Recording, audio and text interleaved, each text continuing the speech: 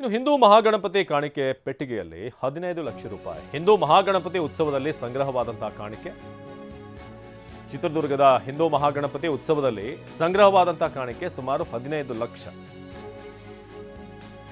ಹಿಂದೂ ಮಹಾಗಣಪತಿ ಕಾಣಿಕೆಯ ಪೆಟ್ಟಿಗೆಯನ್ನು ತೆರೆದು ಲೆಕ್ಕ ಮಾಡಿದಂತಹ ಸಂದರ್ಭದಲ್ಲಿ 12.5 ಲಕ್ಷ ನೋಟು, 2.5 ಲಕ್ಷ ಚಿಲ್ಲರೆ ಹಣ ಸಂಗ್ರಹವಾಗಿದೆ. ಹರಾಜು ಕೂಗಿ ಕಾಣಿಕೆ ಪೆಟ್ಟಿಗೆ ಹಣವನ್ನು ಪಡೆಯಲಿರುವಂತಹ ಭಕ್ತರು ಪ್ರತಿ ವರ್ಷದಂತೆ ಕಾಣಿಕೆ ಪೆಟ್ಟಿಗೆ ಸಾಂಪ್ರದಾಯಿಕ ಹರಾಜು ನಡೆಯುತ್ತೆ. ವಿಶ್ವ ಹಿಂದೂ ಪರಿಷತ್ ಬಜರಂಗ ದಳದಿಂದ ಗಣಪತಿ ಉತ್ಸವ ನಡೆಯುತ್ತೆ. 18 ದಿನಗಳ ಕಾಲ ಬಹಳ ಅದ್ದೂರಿಯಾಗಿ ನಡೆಯುವಂಥ ಗಣೇಶೋತ್ಸವ ಇದು. ನೀವೀಗ ಕಾಣಿಕೆಯ ಹಣವನ್ನು ಕೌಂಟ್ ಮಾಡ್ತಿರುವಂಥ ದೃಶ್ಯ, ಲೆಕ್ಕ ಹಾಕ್ತಿರುವಂಥ ದೃಶ್ಯ ಇದು. ಸೆಪ್ಟೆಂಬರ್ 13ರ ಶೋಭಾಯಾತ್ರೆಯಲ್ಲಿ ಲಕ್ಷಾಂತರ ಜನ ಭಾಗಿಯಾಗಿದ್ದರು.